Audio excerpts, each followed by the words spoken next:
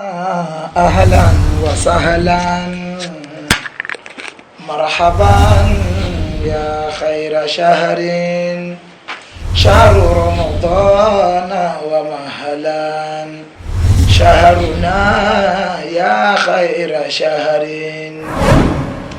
بالهلال قد شهدنا شهر صوم خير شهر شهر فضل شهر صوم شهر عفو أنت شهري شهرنا أهلا وسهلا مرحبا يا خير شهر شهر رمضان ومهلا شهرنا يا خير شهر شهرنا أهلا وسهلا مرحبا يا خير شهر شهر رمضان ومهلا شهرنا يا خير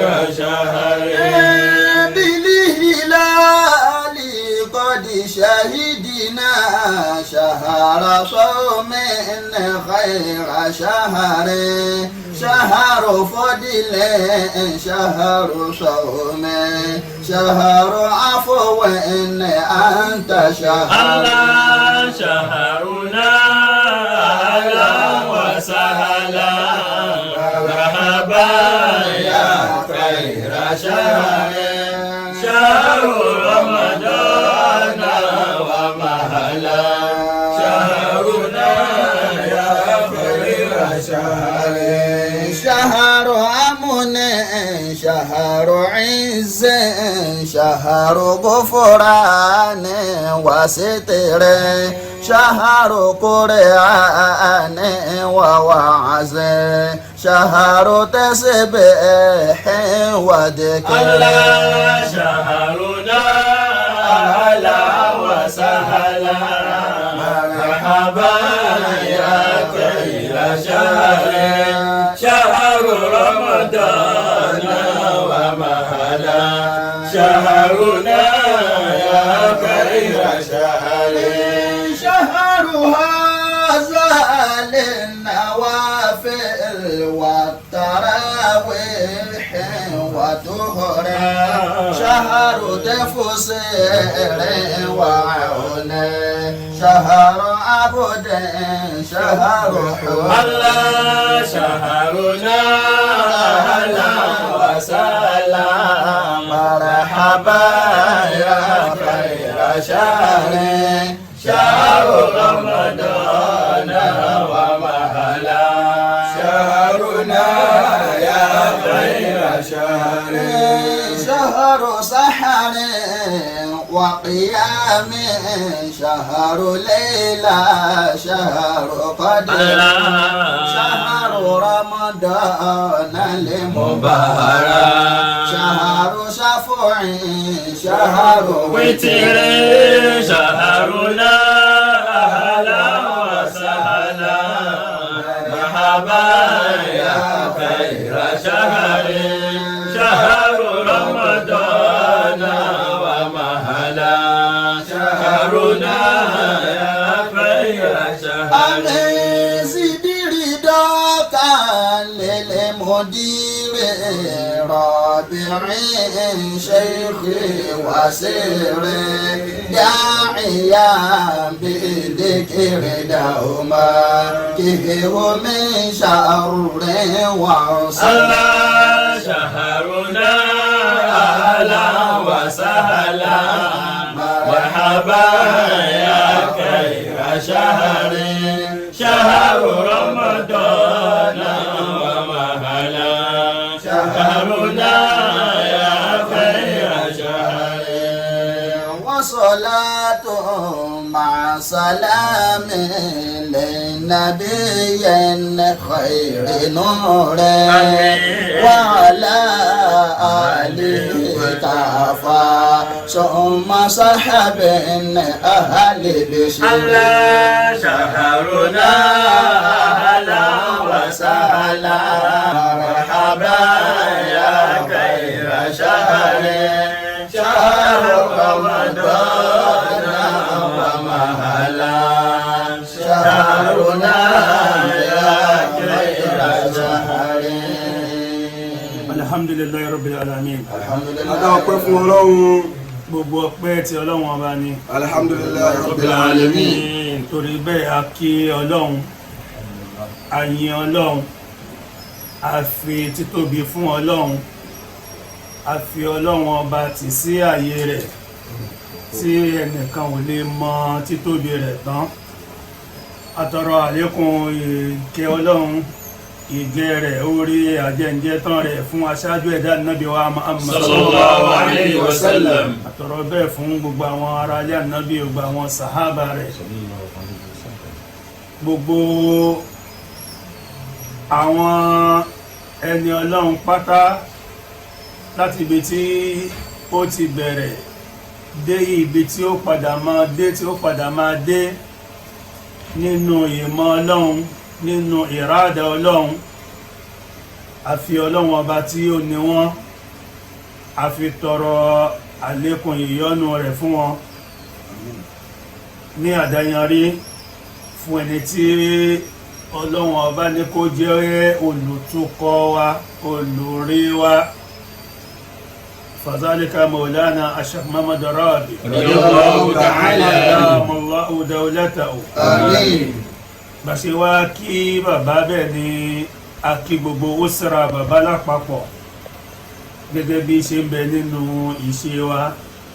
A kí gbogbo zátù àbí zawátù sheikh pátápátá ní ọ̀nà tí gbogbo oníkálukú bá gbà kan bàbá, ní ọ̀nà tí Maulana Sheikh Rabi tí bá ń gbàgbé lára gbogbo oníkálukú náà la fi kí gbogbo oníkálukú. A kí gbogbo àwọn shuyukh, Gbogbo àwọn àfáà lórílẹ̀, a kí gbogbo àwọn muqaddamun, gbogbo àwọn ẹni tí wọ́n ṣiṣẹ́ débi pé wọ́n gba àyè mọ̀kádàmù lójú ọ̀nà gbogbo àwọn Tìjàníyà. muqaddimun bákan náà. Gbogbo àwọn ẹni tí wọ́n ṣiṣẹ́ débi pé àwọn náà máa ń tìyàn síwájú, a kí gbogbo wọn. A kí gbogbo àwọn mùrídí, a kí gbogbo àwọn mùrídá, pàájùlọ gbogbo lutfullahi pátápátá, lọ́kùnrin lóbìnrin, lọ́mọdé lágbà, a kí gbogbo wa.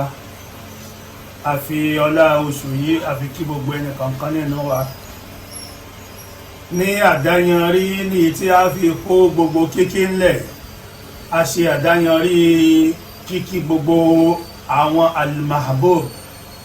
Àdáyanrí kíkí kó máa jẹ́ fún gbogbo ẹbí Al-Mahbub pátápátá. Láti orí al-mahbub foundation, Látorí Al-Mahbub foundation dórí al-mahbub family, tó fi dórí Al-Mahbub family, tó fi dé orí al-mahbub women's wing, tó fi dórí Al-Mahbub women's wing. ní gbogbo branches pátápátá, a kí gbogbo al-mahbub. Ní gbogbo ibi tá a léwédé tá a tẹ̀gbòdé, a kí gbogbo wọn pátápátá.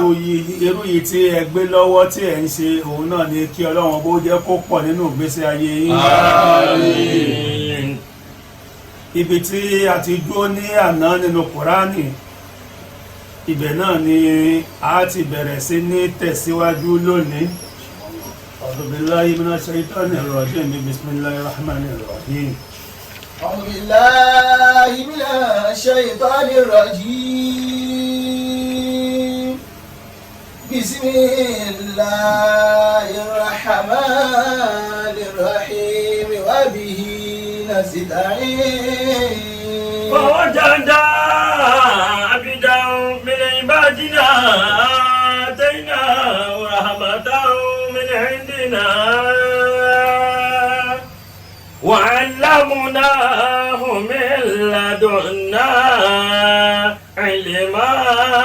يا أيها الناس إن وعد الله حق فلا تغرنكم الحياة الدنيا ولا يغرنكم بالله الغرور. إن الشيطان لكم عدو فاتخذوه عدوا إنما يدعو حزبه ليكونوا من أصحاب السعير. الذين كفروا لهم عذاب شديد والذين آمنوا وعملوا الصالحات لهم مغفرة وأجر كبير.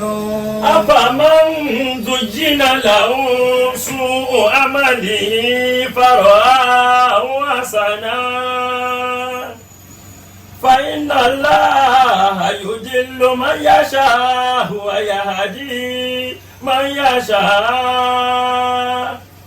فلا تذهب نفسك عليهم حسرات إن الله عليم بما يصنعون.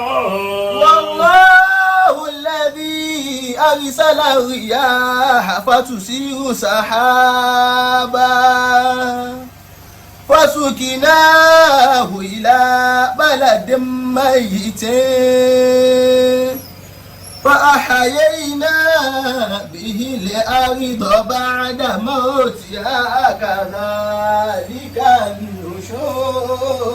من كان يريد العزة فلله العزة جميعا إليه يصعد الكلم الطيب والعمل الصالح يرفعه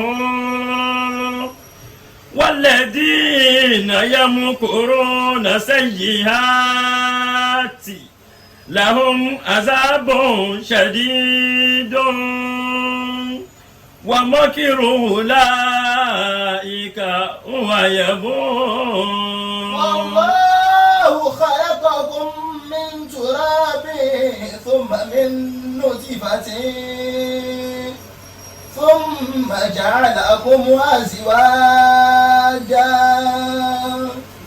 وما تحمل من أنثى ولا تضع إلا بعلمه وما يعمر من معمر ولا ينقص من عمره إلا في كتاب إن ذلك على الله يسير. صدق الله مولانا العظيم. الحمد لله رب العالمين. الحمد لله رب العالمين. بارك الله فيكما. ọlọ́run fẹ́ méjì lálùbáríkà. ibi tí abákéwúdé lánàá ibẹ̀ náà ni a ti bẹ̀rẹ̀ sí ní tẹ̀síwájú àmọ́ ṣáájú bẹ́ẹ̀ توقفت الحركات العالمية جميعا ولم تتوقف الحركات الدينية. توقف الطواف. gbogbo ohun tí ń jẹ́ activities ayé pátápátá gbogbo ẹ̀ ló dúró. gbogbo ohun tí ń jẹ́ business láyé gbogbo ẹ̀ ló dúró lórí èyí tí Ọlọ́run bá mú wá sí orílẹ̀ ayé àti kí àwọn kan rorí wọn kan ní àwọn ìlú kan ló ṣe ni káwọn ẹlòmíín náà tún rorí kan ní àwọn ìlú kan ló ṣe. àwọn alágbára ayé ni wọ́n fi ń bára wọn jà gbogbo ẹ̀ pátá kò sí tó ṣẹ̀yìn Ọlọ́run. Allahu Akbar. bí ẹni tí ó ṣe dáadáa ò bá ṣe dáadáa Ọlọ́run ọba náà ní ń bẹ lára rẹ̀ ní òkú sára rẹ̀ tí ó máa mú ṣe dáadáa tí ó máa ṣe. bí aláburú tí ó fa burú ṣèyàn ó bá ṣe aburú Ọlọ́run ọba náà ní ó kó sí ara rẹ̀ ní ó máa fi ọyí bóun ṣe ń jẹ́ hàn látara rẹ̀ fún aráyé. bàbá wa wo gbogbo eléyìí tí ń ṣẹlẹ̀ yìí kódà gbogbo mẹ́tọ̀dì tí gbogbo àfáà fi ń ṣe wáàsí nínú àwẹ̀ ó yí padà sí bá mi gbogbo bísínẹ́sì ayé wa dúró gbogbo wọ́n ń ṣe àwọn eré ìdárayá gbogbo géèmsì gbogbo ẹ̀ pátápátá ó dúró gbogbo eré pátápátá tá a bá wò àwọn activities tó jẹ́ ti ayé nìyẹn ẹlòmí ò tiẹ̀ máa dáṣà mí yóò máa pani lẹ́rìn ẹlòmí ò náà wò gbọdọ̀ máa wo bọ́ọ̀ Barcelona yóò ní tóun bá wo bọ́ọ̀ Barcelona òun lè kú gbogbo àwọn bá wò ó kò kú dì sí. títí dì sí arígbé kò tí ì kú wọn tí ì gbẹ́lẹ̀ wọn tí ì sí síbẹ̀. ó ní tóun bá wo bọ́ọ̀ Barca ẹ̀mí òun lè bọ́. bọ́ọ̀ Barca nìkan kọ́ mọ́ àti ní England àrí bọ́ọ̀wò mọ́ àti ní Germany wọn gbogbo ayé wọn rí bọ́ọ̀wò mọ́. ó ní tóun bá wo Man U òun lè ṣàárẹ̀. ẹlòmíín ní tóun bá wo Man U àárẹ̀ lè ṣeun. bẹ́ẹ̀ ogun tó náà lè ṣàárẹ̀ lé lórí yìí òun ló fi jẹ́ pé àsìkò òórùn òtó yóò gbà páwọn nǹkan yẹn tóbi dùnrún lọ. àmọ́ nísìnyí èwo la wá rí kó wá tóbi dúra wọn lọ. Ọlọ́run ni. nípa wípé àràkátù àlàmíyà gbogbo activities tó ìní tó jẹ́ ti ayé ní ti àwọ̀ ẹ̀dẹ́ ènìyàn tí a fọwọ́ ara wa mú wá tàwa kọfà. gbogbo ẹ̀ ló dúró. àmọ́ àràkátù dìníyà. àmọ́ gbogbo activities tó jẹ́ ti ẹ̀sìn.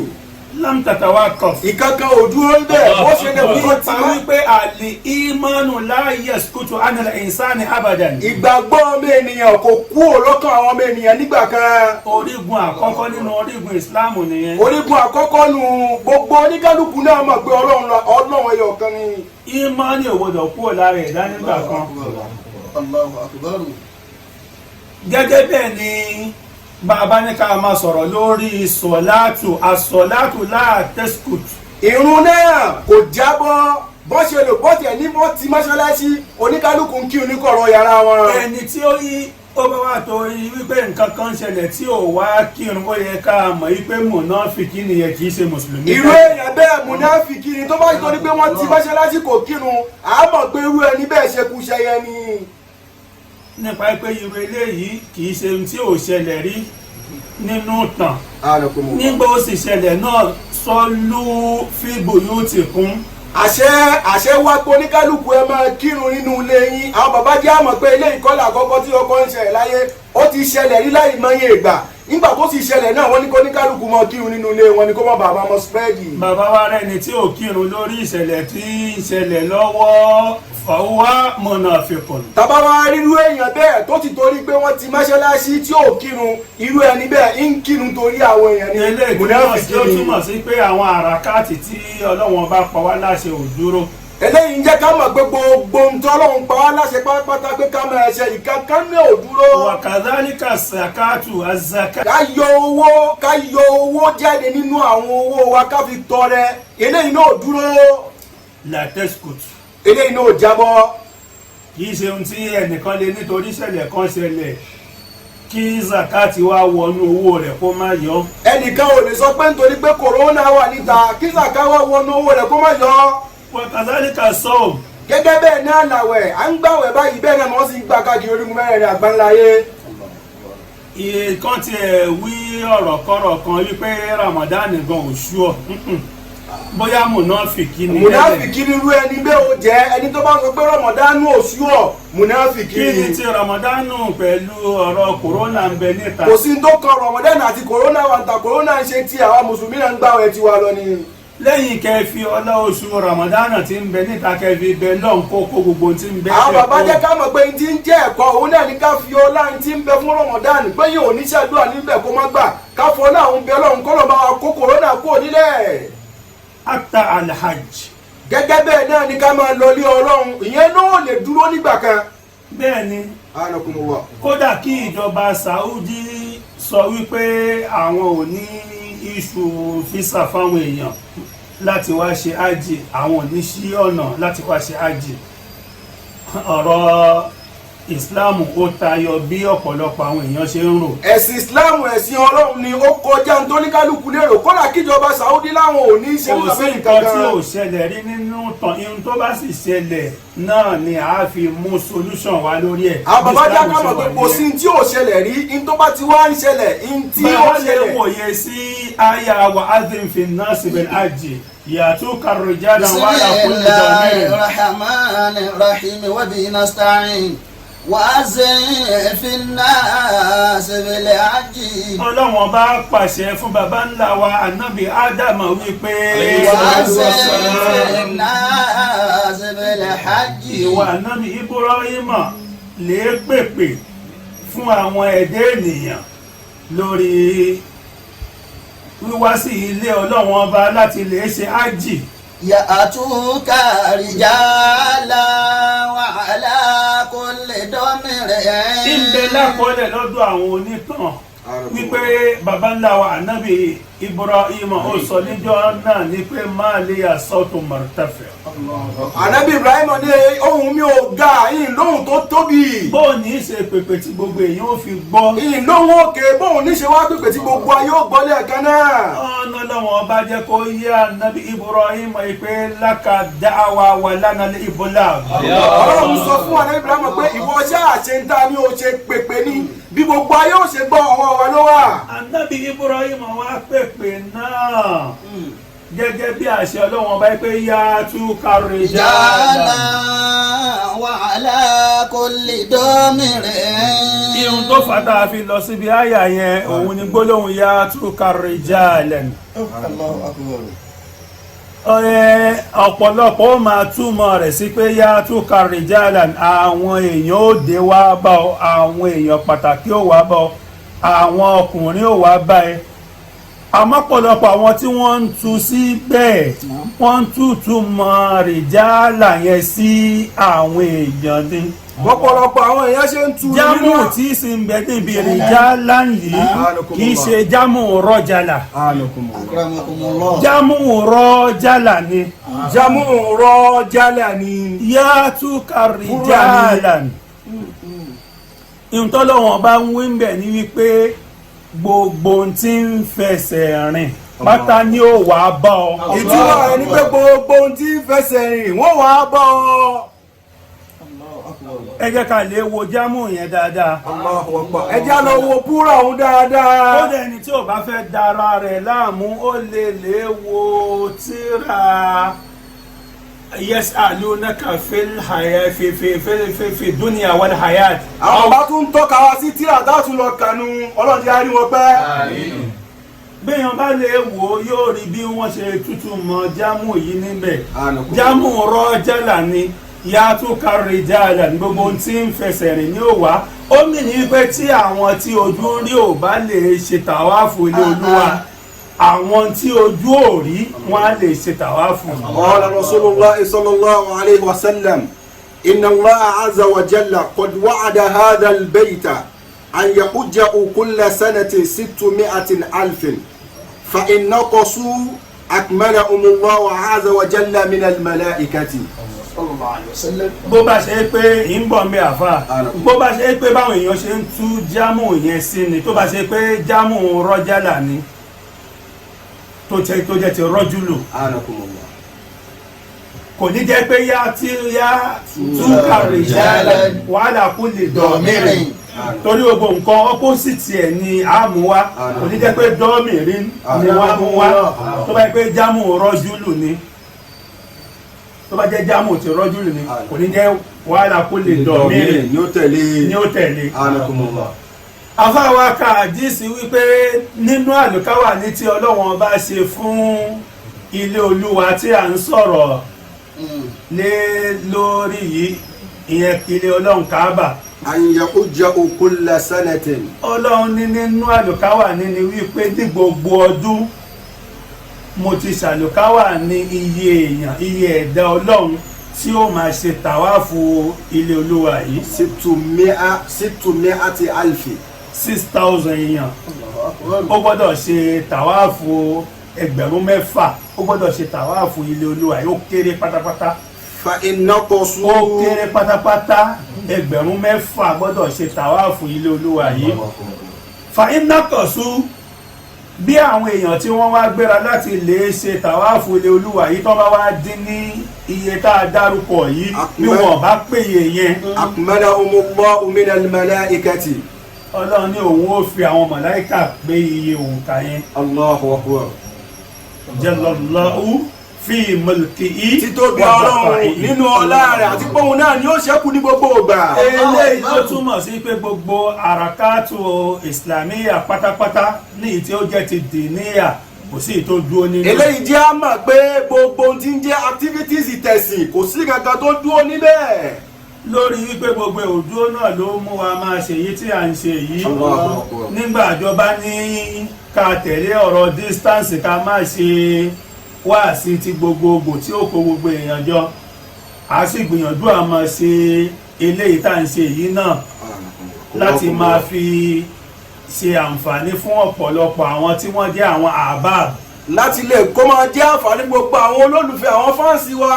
torí èèyàn ò lè ní láti fi ṣàǹfààní fún gbogbo ayé ẹni tí ò dín ìfẹ́ rẹ kò sí bí nǹkan tó wí bó ṣe lè dáa tó bó ṣe lè nítumọ̀ tó yóò wò pé kéde ń bẹ nínú tó ń wí náà ni. àwọn olólùfẹ́ là ń ṣe fún àwọn tí wọ́n ń fọ́lọ̀ wa gẹ́gẹ́ bí Instagram. bẹ́ẹ̀ ni a wá padà sí inú Kùránì wa in yukadibuka faqad kudibat rusulun min qablika. bismillahir rahmanir rahim wa bihi nasta'in wa in yukadibuka.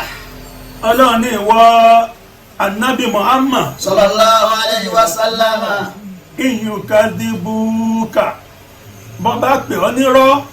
faqad kudibat rusulun min qablika.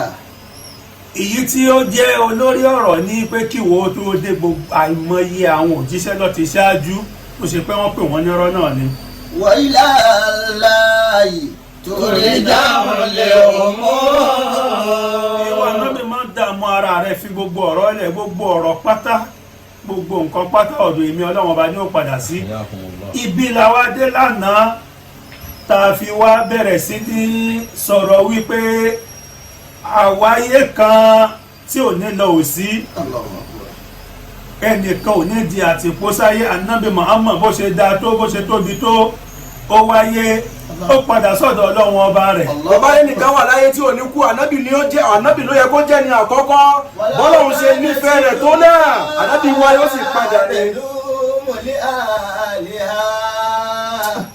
lakana rasulullahi hayyan wa baqiya. bó bá ṣe wípé ilé ayé ó jẹ́ ohun tí ó dúró lọ gbére pẹ̀lú ẹ̀dá tí ń bẹ nínú ẹ̀ ó jẹ́ ohun tí ẹ̀dá tí ń bẹ nínú rẹ̀ tí ó máa ṣe mí lọ gbére tí ò ní nígbà kan tí ó kú òun bẹ̀. walakinnaha tafuna wa yafuna naimuha. Ànábì Muhammad sallallahu alaihi wasallam. àwọn ni ò bá jẹ́ ni tí ó wáyé tí ò ní kú òun bẹ̀ láéláé. ànábì ni ò bá jẹ́ ní àkọ́kọ́ bẹ́ẹ̀ ọ̀làsọ́làwù al-Abbas ibn ibi táwa ti kóra dúró lánàá òun ní pẹ́ngbà tí ànábì papòdà. sallallahu alaihi wasallam. ànábì ń bẹ ní orí ibùsùn rẹ̀ tí Ọlọ́run bá gba ẹ̀mí rẹ̀ lé lórí fòdìndín ọjọ́ kan gbáko tí wọ́n tí ìfẹnukò lórí báwo ni káwọn ó ṣe ṣe pẹ̀lú ara ànábì sallallahu alaihi wasallam.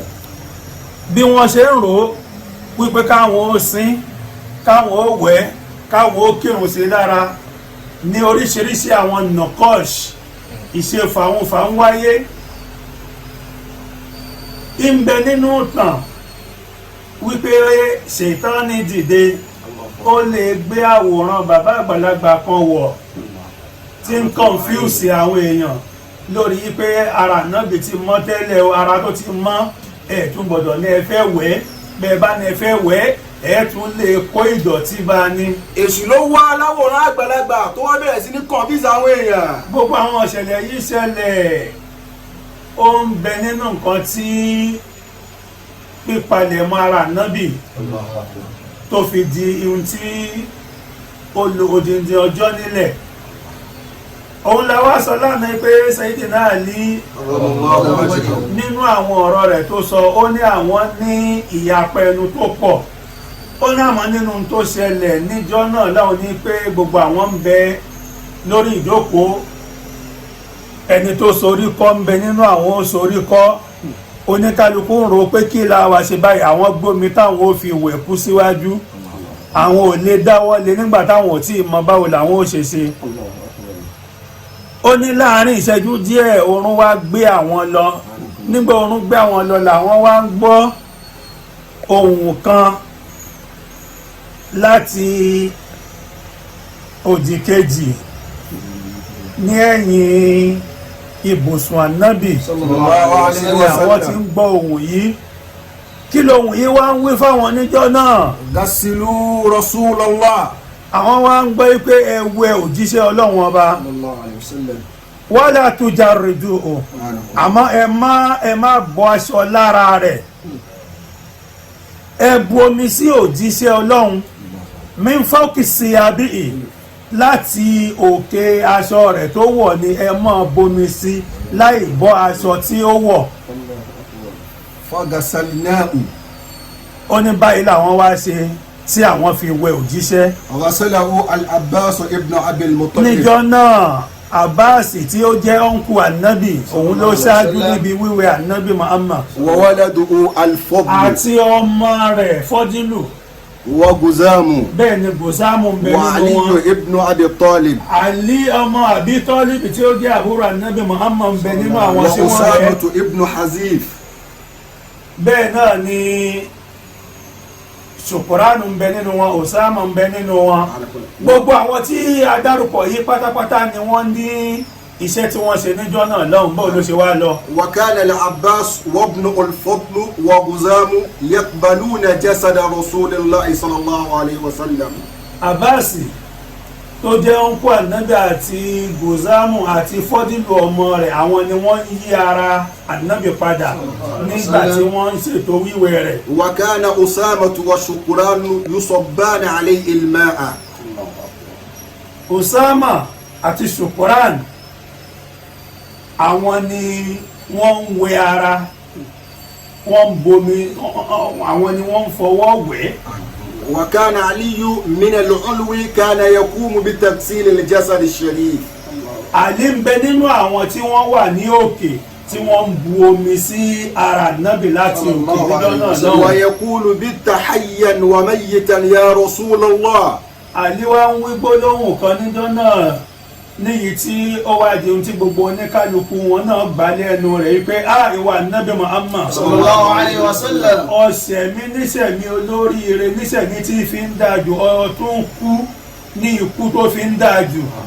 وكانوا يصبون عليه الماء من فوق القميص فلم يرى من الرسول كما يرى الميت. Ali ní nínú ìmọ̀ táwọn ọ̀rẹ́jọ́ náà ni wípé àwọn ń bu omi sí ara nábì Muhammad látòkè àmọ́ ìmọ̀ tí òun rí ni wípé àwọn àpẹẹrẹ táwọn máa ń rí lára gbogbo òkú tí ó bá kú àwọn ò rí lára nábì Muhammad bí àpẹẹrẹ wo. يقول èyí tí ó fi jẹ́ pé òkú kú tí a ní ká kí òwú bọ́ nímú ká fi òwú dí etí rẹ̀ nípa àwọn ihun tí ó mọ jáde ń bẹ̀ kó ní gbogbo ẹ̀ pátápátá àwọn òrí kankan lára nábì Muhammad. àwọn nǹkan ẹ̀gbin ò máa jáde láti imú rẹ̀ àwọn nǹkan kan tó jẹ́ nǹkan ẹ̀gbin ò máa jáde láti ẹnu rẹ̀ kò máa jáde láti etí rẹ̀ ó ní nínú ìmọ̀ táwọn kan rí jọ náà nìyẹn. يقول علي كرم الله وجهه نظرت لأجد ما يخرج من الرسول كما يخرج من الأموات فلم أرى شيئا. àní ní òun mọ̀ọ́mọ̀ lákìyèsí wípé gbogbo ohun tí máa ń jáde látara òkú bóyá àárí kan nínú rẹ̀ tí ó jáde lára nábì ó náà máa ìyàlẹ́nu ní pé àwọn òrí kankan kó jáde. وشممنا ريحا طيبا ما شاءوا. sẹ́ni náà lé ní àwọn wá bẹ̀rẹ̀ sí máa gbọ́ àwọn òórùn dídùn kan bí ìgbà tó ṣe pé afẹ́fẹ́ tí ń fẹ́ níjọ́ náà lọ́hùn ọlọ́run ọba ti pò ó papọ̀ mọ́ tùràrí mọ́ pẹ̀fúmù tó dáa ó ní ohun tó da táwọn bẹ̀rẹ̀ sí gbọ́njọ́ náà lọ́hùn àwọn ò gbọ́rú rẹ̀ rí. Allahu akbar.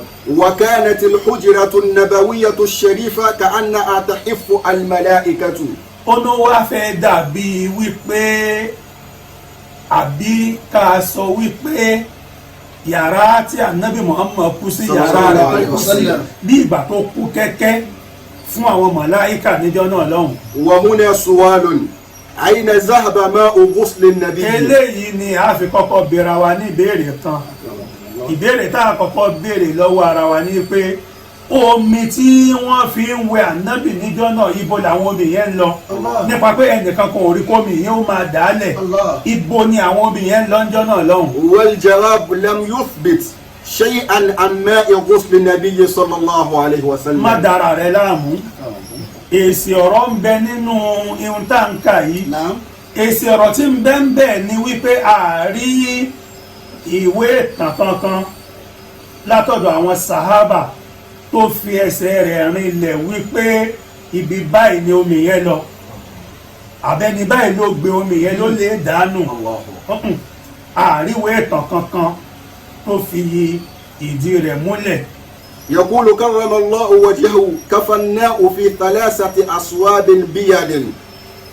sẹ́ni náà lé níjọ́ náà lọ́hùn àwọn wọ aṣọ fún ànábì gẹ́gẹ́ bí wọ́n ṣe máa ń wọṣọ fún òkú tó bá kú ní ìpele mẹ́ta ìpele mẹ́tẹ̀ẹ̀ta ọ̀hún àwọn wọ̀ fún ànábì pẹ̀lú aṣọ tó funfun kanga làwọn wọ̀ fún ànábì. وقال بعض الصحابة لأبي بكر الصديق يا صاحب الرسول أن نصلي على الرسول صلاة الجنازة. bẹ́ẹ̀ni kan bá ń bẹ tí ó bá ní Sayyidina Abubakar kọ́ ni sọ ibà Rasul. bẹ́ẹ̀ni kan bá ń sọ̀sọ́kúsọ lẹ́nu tiẹ̀. wípé Sayyidina Abubakar kọ́ ni sọ ibà Rasul. pé Sayyidina Abubakar kọ́ ni sọ ibà Rasul. a jẹ́ wípé bóyá ẹni ọ̀hún ní Kùránì ti ẹ̀mí. nípa wípé nínú Suratu Tawbah ọlọ́wọ́n ọba fúnra ara rẹ̀ ti dìídì pé ní sọ́híbà rẹ̀ illa tansuruhu faqad nazarahu Allah. illa tansuruhu faqad nazarahu Allah. idh akhrajahu alladhina kafaru thaniya ithnayni idh huma fil ghari idh yaqulu li sahibihi لا تحزن إن الله معنا فأنزل الله سكينته عليه وأيده بجنود لم تروها وجعل كلمة الذين كفروا سفلا وكلمة الله هي العليا والله عزيز حكيم. إذ يقول لصاحبه لا تحزن أو نقلات نبغى àti bọ́ sínú Kùránì.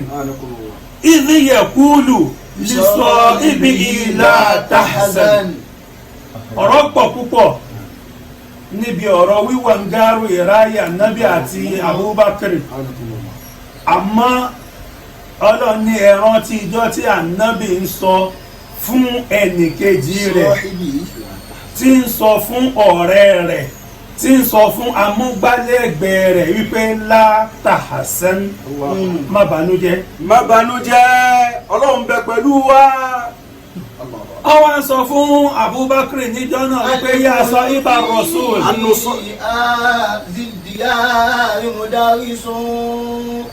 والكل فيها شاعر وأديب والكل إن شئت البناء مهندس والكل إن شئت الدواء طبيب والكل في علم الحديث محدث والكل في علم الكلام كتيب والفكر عند الناس أمنين ولكل يفتي دائما وخطيب لو كلنا علم الحدود لعقله ما عاث فينا جاهل وكرم الكل في هذه الديار مدرس.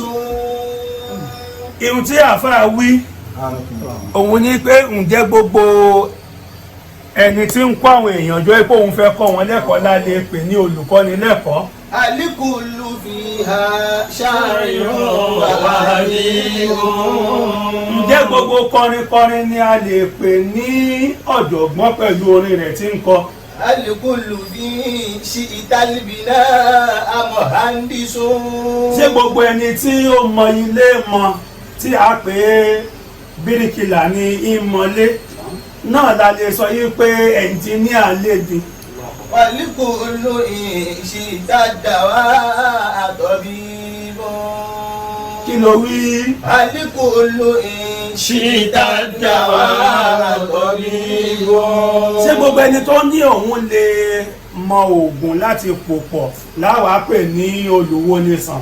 الكل في علم الحديث محدث.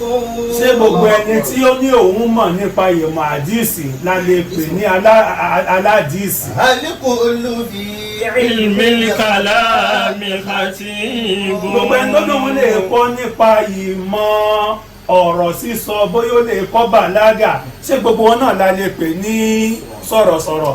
والفقه عند الناس أمر هين. nínú ìwòye ọ̀pọ̀lọpọ̀ èèyàn òun ní pé ìmọ̀ fíkíù ìmọ̀ kan ni tó rọ̀ púpọ̀ ìmọ̀ kan ni tá a lè fọwọ́ yẹpẹrẹ mú. والكل يفتي دائما ويريد. ṣé gbogbo ẹni tó ní òun jẹ́ múfú tí òun ó máa jókòó sáàyè káwọn èèyàn ó máa béèrè ọ̀rọ̀ nípa ẹ̀sìn lọ́wọ́ òun náà la lè pè lẹ́ni tó lè dájọ́ ẹ̀sìn.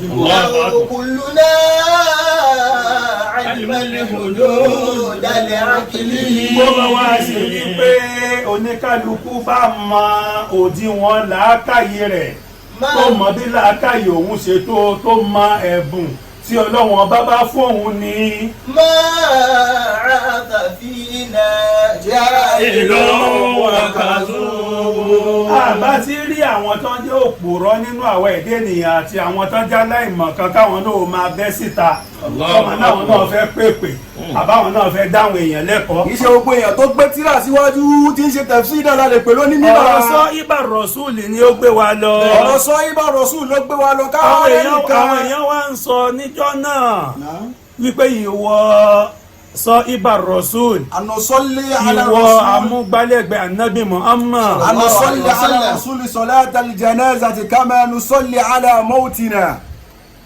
wọ́n wá ń bèrè lọ́wọ́ Abubakar níjọ́ náà wípé ǹjẹ́ bá a ṣe ń kí ìrun sí àwọn òkú tó bá kú lára bẹ́ẹ̀ náà la ṣe kírun sí ànábì lára. sallallahu alayhi wa sallam. qala na'am. Abubakar ní bẹ́ẹ̀ náà ni bí ó ṣe rí náà nìyẹn. qalu kayfa dhalika ya sahiba rasul. wọ́n wá bèrè lọ́wọ́ rẹ̀ pé tó bá wá jẹ́ bẹ́ẹ̀ báwo wá ni a ṣe ṣe. qala yadkhulu qawmun wa yukabbiruna wa yusalluna thumma yukhrijuna. sẹ́ni náà Abubakar ní àwọn èèyàn ó máa wọlé níjọ lọ síbi tí ara nábì wà wọ́n á máa ṣe tẹ̀kìbíra Allahu Akbar Allahu Akbar ní jẹ́ bẹ́ẹ̀. wa yusalluna. wọ́n á kírun wọ́n á jáde àwọn míì ó tún wọlé. fadakhala an-nasu ala rasulillahi sallallahu alayhi wa sallam fi hujratihi. àwọn èèyàn wá bẹ̀rẹ̀ sí wọlé tọ̀ ànábì nínú yàrá rẹ̀ tí ó dákẹ́ sí. wa sallu majmu'atin àwọn majmu'atin. èèyàn wá bẹ̀rẹ̀ sí ní kírun ní àpapọ̀ níjọ. awwalu man salla ala rasulillahi sallallahu alayhi wa àkọ́kọ́ ẹni sallam. tó kọ́ kírun sí ànábì lára níjọ náà. huwa ammuhu al-abbas. Àbáàsì tí ó jẹ́ ọ̀nkù rẹ̀ náà ló kọ́ ṣáájú. thumma sallu alayhi isabatuhu.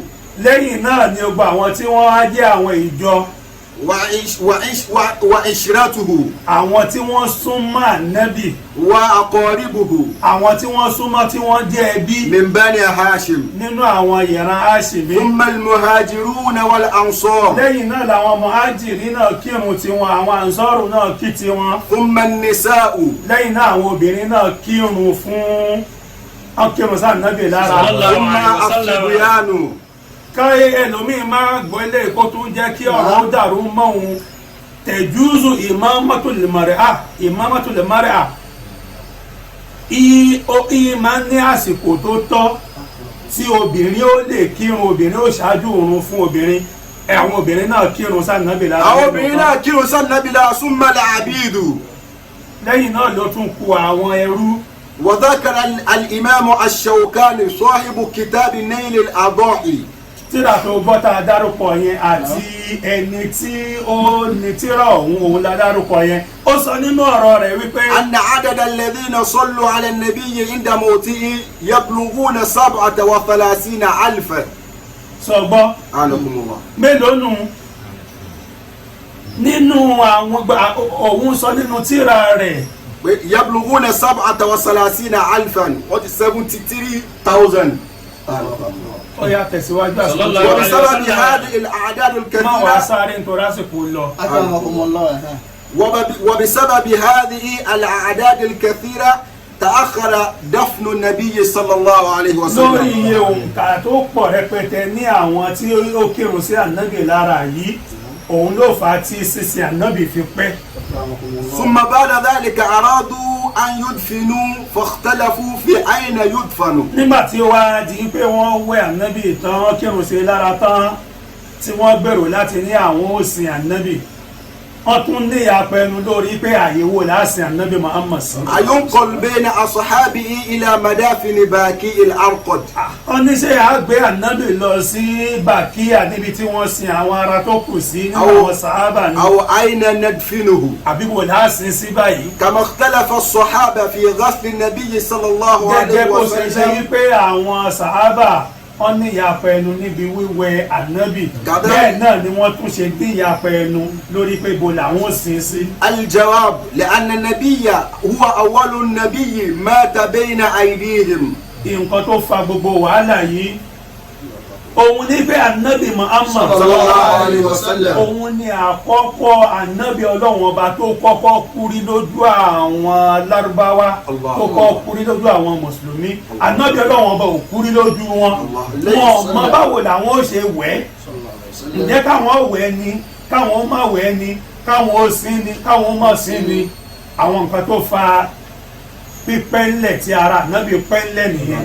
ليسوا كبني إسرائيل. nígbà tó ṣe pé àwọn mùsùlùmí àwọn èyí ṣe bí àwọn ọmọ ìsírẹ́lì.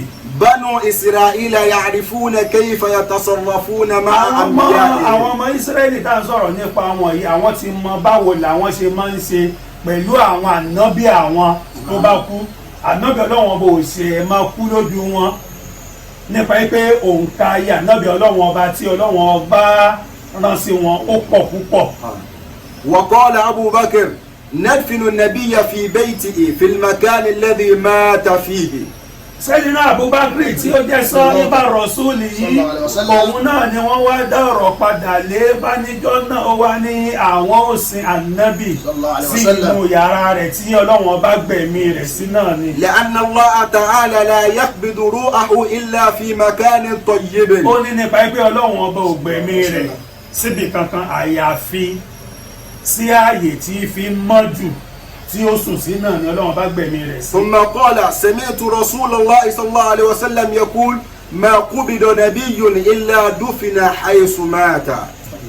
ó ní nípa pé òun gbọ́ lẹ́nu ànábì tó sọ fóun nínú ọ̀rọ̀ rí pé Ọlọ́run ọba ò ní gbẹ̀mí ìkankan nínú àwọn ànábì Ọlọ́run àyàfi kó jẹ́ pé ààyè ibi tọ́lọ́run bá gbẹ̀mí rẹ̀ náà ni wọ́n á sin sí. فدفنوه في بيته ìhun tó fà á tí wọ́n fi sin ànábì sí yàrá rẹ̀ في nìyẹn حجرته في المكان الذي مات فيه.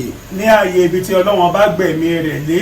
ورفع أبو بلع الأنصاري فراشه الذي مات عليه. ó jẹ́ ká fìyẹn lẹ̀ Abu Bal'a nìyẹn bó ṣe gbé ẹ ní ànábì bó ṣe léèbó mọ́ ìsàlẹ̀ sàárẹ̀ ànábì. ولما انتهى الصحابة من دفن النبي صلى الله عليه وسلم قالت فاطمة بنت الرسول لأنس بن مالك. nígbà tí wọ́n parí sínsìn tí wọ́n bo ànábì mọ́lẹ̀ tán Fatima ọmọ ànábì Muhammad ó wá dájú kọ Anas ọmọ Malik níjọ́ náà wípé ya Anas, ó ní ìwọ Anas, atabat anfusukum. ó ní ọkàn yín dẹ̀ gbà, ọkàn yín dẹ̀ gbé láti lè bo ànábì mọ́lẹ̀, láti lè bu yẹ̀pẹ̀ sí ànábì lára. fakala al-lisanu Anas yaqul. Anas wa ń dáhùn níjọ́ náà wípé ya Fatima ma tabat walan ó ní mo tatiba. pe ìwọ Fatima ọmọ oúnjẹ ńlá, ó náà kan wa ò gbé, ọkàn wa ò sì lè gbérú ẹ̀ láéláé. wallahi law istata'na an nad'a abaka bayna as-sama'i ó wal-ard. ní tó bá ṣe pé ó bá rọrùn fún wa ká má sin ànábì ni, tí ó bá rọrùn láti jẹ́ pé ká gbé ànábì kọ́ láàrin sánmọ̀ sílẹ̀ ẹlẹ̀ ká bá sin sínú lẹ́lẹ̀ kó wà ní agbede méjì ní ó ní àbá ṣe bẹ́ẹ̀. walakin Allah ta'ala yaqulu li abika. ó ní àmọ́ ihun tá a tẹ̀lé ní pé ọlọ́run ọba tí fi ń ga jù ti sọ fún bàbá rẹ̀ wípé minha khalaqnakum. منها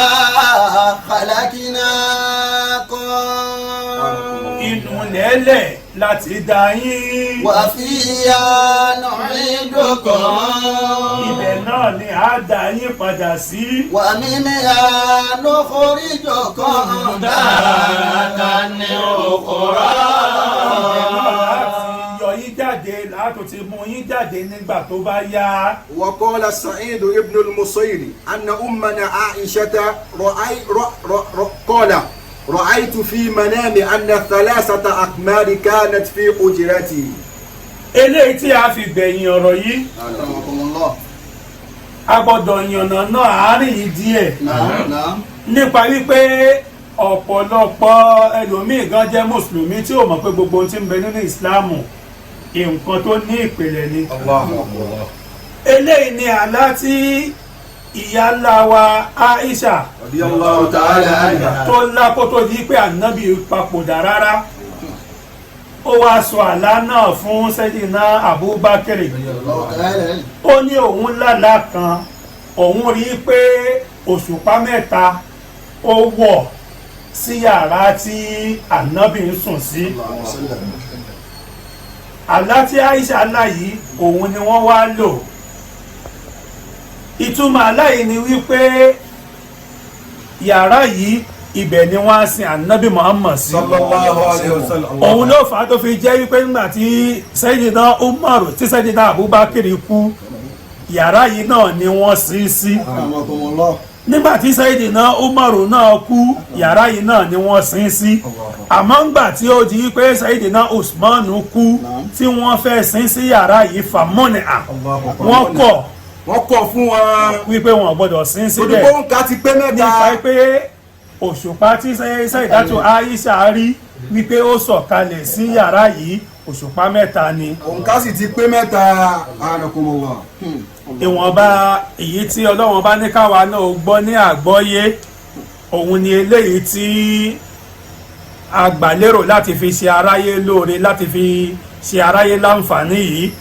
gbogbo ọ̀nà kan tí oníkálukú wa bá gbà láti fi jọ́sìn nínú oṣù Ramadan yìí, kí Ọlọ́run bá kó má ṣàì gbà ní ìbádà fún wa, Ọlọ́run bá kó má ṣàì jẹ́ ká ṣe ọ̀pọ̀lọpọ̀ Ramadan láyé. آمين. أسرة المحبوب تورا عشتم بالخير دهرا أنتم لله قوم ورجال البر زخرا. أسرة المحبوب تورا عشتم بالخير دهرا أنتم لله قوم ورجال البر زخرا. ما لكم غير المرء قوم في ارتفاع دين نشرا سعيكم نحو المعالي قامح الإنجاز أجرا أسرة المحبوب زرا عشتم بالخير دارا أنتم لله قوم ورجال البر زخرا أسرة المحبوب نحن أمة الإسلام تهوى مدوة الأحباب يدفن شيخنا المحبوب الله أسرة المحبوب ترى عشتم بالخير دارا أنتم لله قوم ورجال البر وعيز قرحن خطيب في إطار الدين حبرا زادهم مولى الأنام بل مع الأتباع خيرا المحبوب زورا عشتم بالخير دهرا أنتم لله قوم ورجال البر زخرا صل يا ربي وسلم البشير الهدي نورا بارك اللهم للآل كزل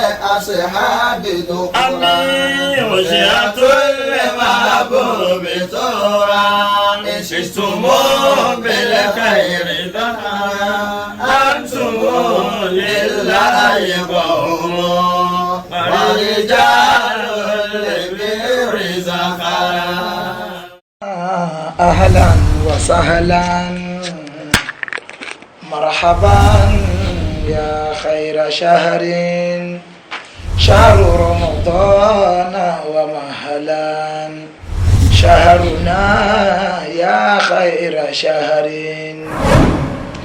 بالهلال قد شهدنا شهر صوم خير شهر شهر فضل شهر صوم شهر عفو أنت شهري